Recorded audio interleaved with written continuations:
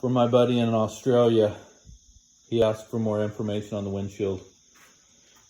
So what I did is I had a cheap eBay windshield. I don't know if you can see that, but it's just a little guy, and it came with a metal extension with holes in it.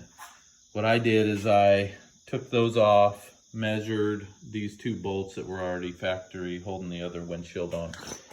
And then I used this kit right here, 9-piece hollow punch set. I used the biggest one, and I heated the end up real hot, and then I made holes similar to these holes right here where these bolt holes go.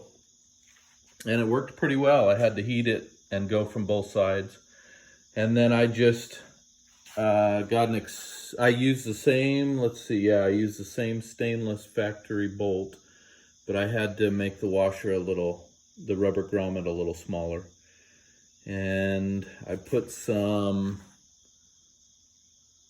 I think I put like leather or a real thin piece of rubber. Oh, the factory comes with a little piece of plastic to supposedly protect the, it from cracking. And it did crack right there, so I just added some tape to make it symmetrical on both sides. Doesn't look terrible. I might black these out, I probably should. But anyway, I hope that helps. It really blocks the wind well. Let's see if I can get a shot. So it used to just be this tiny thing, and now it's pretty big, but it's clear and it works.